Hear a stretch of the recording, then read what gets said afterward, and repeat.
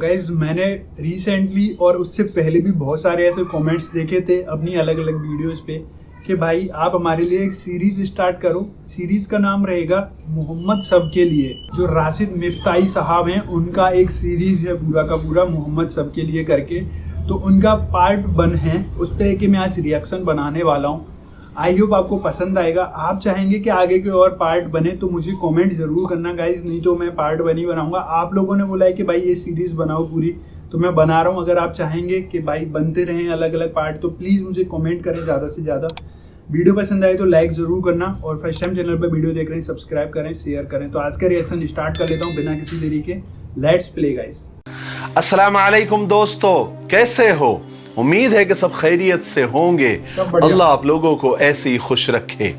ये वीडियो सरकार दो आलम सल्लल्लाहु अलैहि वसल्लम की जिंदगी पर बनने वाली वीडियो सीरीज का, जिसका नाम मोहम्मद सबके लिए, उसका पहला हिस्सा होगा, पार्ट 1 होगा।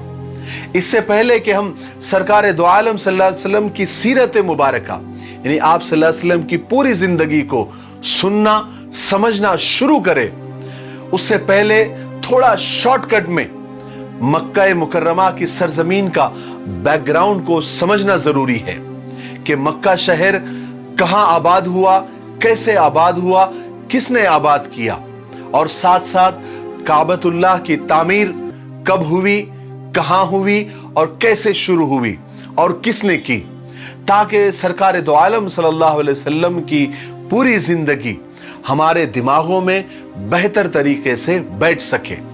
तो चलिए शुरू करते हैं। मक्का मुकर्रमा यानी मक्का शहर आज से तकरीबन 4000 साल से भी ज्यादा पहले हजरत इब्राहिम अलैहिस्सलाम की बीवी हजरत हाजरा अलैहिस्सलाम ने आबाद किया था। यही शहर बाद में मोहम्मद रसूलुल्लाह सल्लल्लाहु अलैहि वसल्लम का वतन हुआ। हजरत इब्राहिम अलैहिस्सलाम के जमाने में ये एक ऐसा इलाका था जहां दूर दूर तक कोई आबादी नहीं थी, यानी न कोई इंसान रहता था, न कोई परिंदा, न कोई जानवर रहता था। बिल्कुल काले पत्थरों से भरा हुआ ये इलाका और चटियल मैदान, न कोई पानी, न कोई सब्जा, न कोई हरियाली का निशान था। मगर खुदा को इस सरजमीन को दुनिया में बढ़ाना था, इसलिए इस जमीन को आबाद करने का अल्लाह तबारक व तआला ने इरादा किया। उसने अपने दोस्त, अपने खलील, अपने प्यारे नबी हजरत इब्राहिम अलैहिस्सलाम को हुक्म दिया कि वो अपनी बीवी और अपने दूध पीते बच्चे को इस जमीन में पहुंचा दे।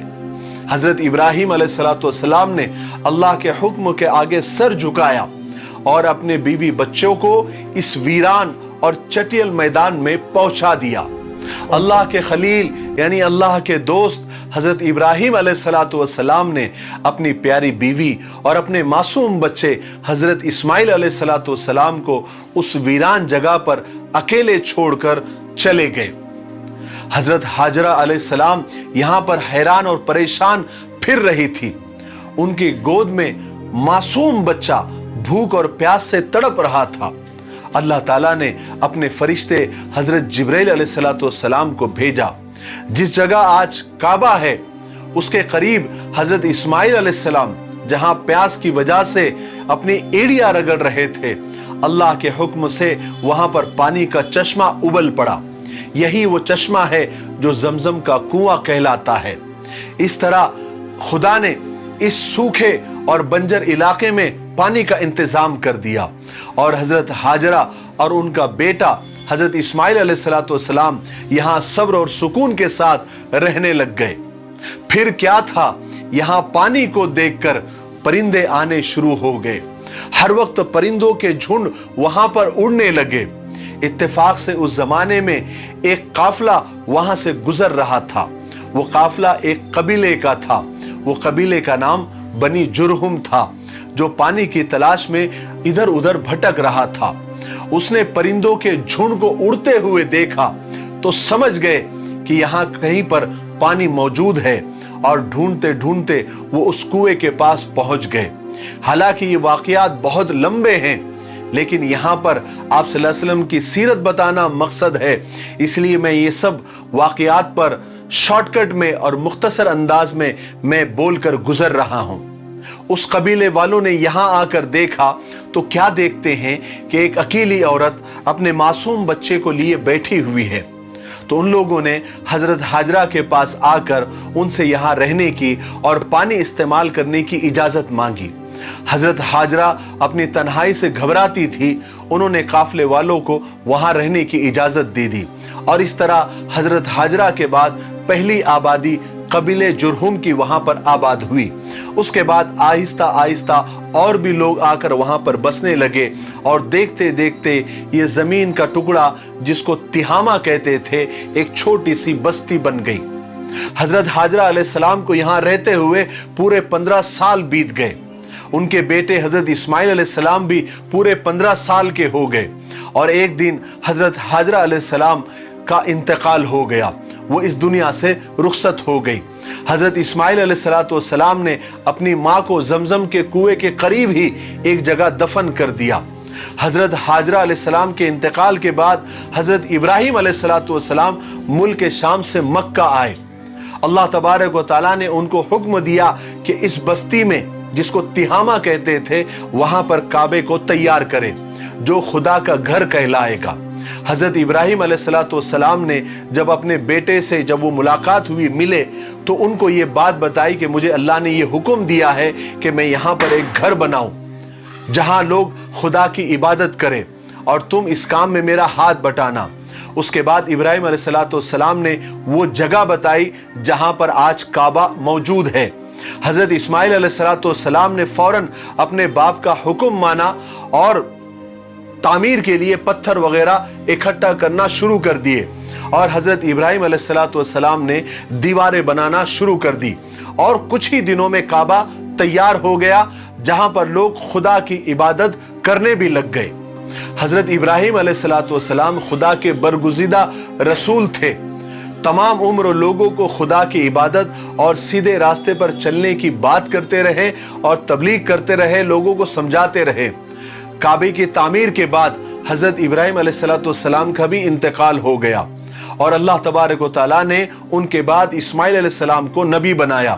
حضرت اسماعیل نے بھی لوگوں کو خدا کے ایک ہونے کا پیغام دیا اور صحیح اور سچی بات لوگوں تک پہنچائی۔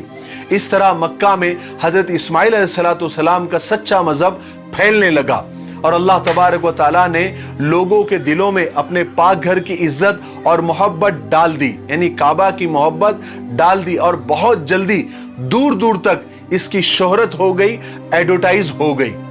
آخرکار 100 سال تک لوگوں کو سیدھا راستہ بتانے والے حضرت اسماعیل علیہ السلام کا بھی انتقال ہو گیا۔ آپ کی شادی چونکہ مکہ میں ہی ہوئی تھی تو آپ کی اولادیں بھی یہی پر رہتی تھی، یہاں تک کہ آپ کی اولادیں اتنی بڑھ گئی بعد میں کہ وہ دوسرے شہروں میں بھی جا کر بسنے لگی۔ مکے والوں میں بیت اللہ شریف کے انتظامات کی بہت اہمیت تھی، اور بیت اللہ کے انتظامات کرنے والے یعنی ٹرسٹیان جو کعبہ تھے وہ حضرت اسماعیل علیہ السلام کے ہی خاندان کے لوگ تھے۔ چونکہ وہی لوگ ٹرسٹی تھے اس لیے کعبے کی چابیاں بھی انہی کے پاس ہوتی تھی۔ حضرت اسماعیل علیہ السلام کی اولاد میں اکثر لوگ خدا کو ایک مانتے تھے اور اسی آسمانی دین پر وہ چلتے تھے جو حضرت اسماعیل علیہ السلام لے کر آئے تھے۔ لیکن پھر جیسے جیسے وقت گزرنے لگا دین میں نئی نئی باتیں بڑھنے لگی، یہاں تک کہ کعبے کے قریب جو پتھر پڑے ہوئے ہوتے تھے یا کعبے کو لگے ہوئے ہوتے تھے، لوگ کعبے کی وجہ سے ان پتھروں کی بھی عزت کرنے لگے۔ آہستہ آہستہ یہ عزت اتنی بڑھی کہ لوگ ان پتھروں کو اپنے ساتھ رکھنے لگے، اور اسماعیل علیہ السلام کی جو اولادیں تھی، جو ان کی نسل تھی، وہ دوسرے شہروں میں بھی رہتی تھی، تو وہ لوگ وہ پتھر کو تبرک سمجھ کر، برکت کی چیز سمجھ کر اپنے ساتھ لے جانے لگے اور ان پتھروں کی بھی عزت کرنے لگے جتنی وہ کعبے کی اور حجر اسود کی کرتے تھے۔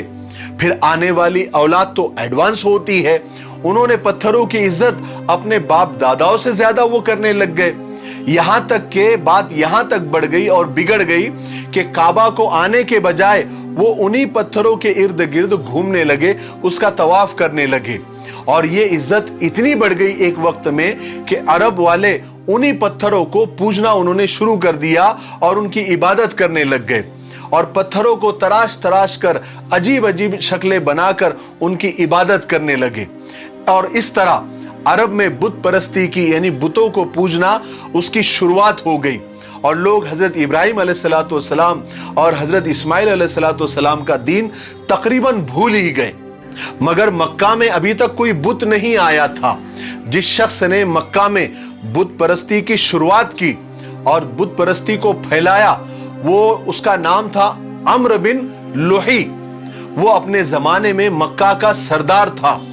हुआ ये कि वो एक दफा अपना इलाज कराने के लिए मुल्क शाम गया, जहां उसने लोगों को पत्थरों को और तस्वीरों को पूछते हुए देखा तो उसे वो तरीका बहुत पसंद आया और वो वहां से एक बुत लेकर मक्का में आ गया और उसे बैतुल्ला में यानी काबा में रखवाया।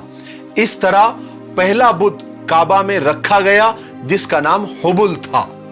फिर अम्र एक दिन जद्दा गया, वहां से भी वो कुछ बुत उठाकर ले आया और लोगों से कहने लगा कि इनकी इबादत करो। लोग चूंकि हर साल मक्का में हज को आते थे तो बहुत जल्दी उन बुतों की शोहरत हो गई और लोग उनसे मिन्नतें मांगने लग गए।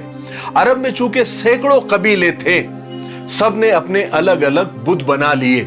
जो कबीला जितना बड़ा और मशहूर था उनके बुत उतने ही बड़े और उतने ही मशहूर हो गए। मक्का में सबसे बड़ा और मशहूर कबीला कुरैश का था, उनके बुत का नाम हुबुल और उज़्ज़ा था। और दूसरा जो मशहूर कबीला था वो ताइफ का था जिसका नाम सकीफ था, कबीले सकीफ, और उनके बुत का नाम लात था। उसके अलावा और भी बहुत सारे बुत थे जिनके नाम आसाफ, नाइला वगैरह ऐसे कुछ थे। इस तरह खुदा का घर बुतों का अड्डा बन गया। इसी तरह बुत परस्ती करते हुए सदियां गुजर गई, लोगों के जहन बदल गए। अब वो खुल्लम खुल्ला बुतों को पूजने लग गए। मगर फिर भी इतनी बुत परस्ती के बावजूद बैतुल्ला की इज्जत, काबे की इज्जत उन लोगों के दिलों में थी जैसा कि उनके बाप दादाओं के दिलों में थी और उनके जमाने में थी। लोग ऐसे वक्त में भी अपने घरों को काबे से ऊंचा नहीं बनाते थे, उसको बहुत बड़ा गुनाह समझते थे। ये वीडियो अब काफी लंबा हो रहा है, इसलिए आज हम यहीं पर रुक जाते हैं। अब हम दूसरे हिस्से में आपको बताएंगे कि जमजम का कुआं कहां चला गया, उसको किसने बंद कर दिया, कब बंद कर दिया। अब तो लोग भूल भी गए थे कि यहां पर कोई कुआं भी था, वो कैसे मिला, किसने बताया। फिर हाथियों वाला किस्सा जो अबाबिल वाला किस्सा था जो कुरान पाक में भी मौजूद है। उसके बाद सरकार दो आलम सल्लल्लाहु अलैहि वसल्लम के पैदा होने से पहले अल्लाह तबारक व तआला ने कैसी निशानियां दुनिया को बताई थी, ये हम दूसरे हिस्से में आपको बताएंगे। तो हमने अल्हम्दुलिल्लाह हिम्मत करके ये सीरीज मोहम्मद सब के लिए शुरू कर दी है। हमने अपने वादे को पूरा करना शुरू कर दिया है, आप भी अपने वादे को पूरा करें और इस वीडियो को कम से कम 5 लोगों को आप जरूर शेयर करें। अगर आप ज्यादा शेयर करते हैं और ज्यादा लोगों तक बात पहुंचती है तो ये बात आपके लिए बाइसे सवाब होगी और सदक़े जारिया होगा। तब तक के लिए मेरे लिए और पूरी उम्मत के लिए खैर और भलाई की दुआ करते रहें। गाइज ये वीडियो था मोहम्मद सब के लिए। अगर आप लोग चाहते हैं तो राशिद साहब का भी चैनल देख सकते हैं, यूट्यूब पर हैं वो भी, इंस्टाग्राम पर भी हैं। तो ये था पहला वीडियो जो कि एंड हो चुका है, पार्ट 1। अब पार्ट 2 आएगा कि नहीं आएगा, रिएक्शन बाबा चैनल पे उन्होंने वीडियोस बनाए, हम रिएक्शन कर रहे हैं इस पर। तो आप लोग प्लीज़ मुझे कमेंट करके बताएं कि भाई पूरा का पूरा सीरीज चाहिए या नेक्स्ट पार्ट चाहिए, क्या सब चाहिए। प्लीज़ मुझे कमेंट करें, मैं आपके कमेंट के अकॉर्डिंग ही चलने वाला हूँ। क्या फ़ायदा अगर मैं वीडियो बनाऊं और आप लोग कमेंट ना करें, बताएं नहीं, तो क्या उसका तो कोई मतलब नहीं रहता गाइस। तो इसलिए कमेंट करें ज़्यादा से ज़्यादा। वीडियो में जो भी नॉलेज भाई ने दी है कैसी लगी आपको, प्लीज़ एक लाइक ज़रूर करें। और फर्स्ट टाइम चैनल पे वीडियो देख रहे हैं तो प्लीज़ चैनल को सब्सक्राइब करके रिएक्शन बाबा फैमिली में ऐड हो जाएं। तो आज का रिएक्शन में ही एंड करता हूँ, मिलते हैं नेक्स्ट किसी और रिएक्शन में। तब तक के लिए guys thank you so much for watching. Tata bye bye, take care guys, see you guys.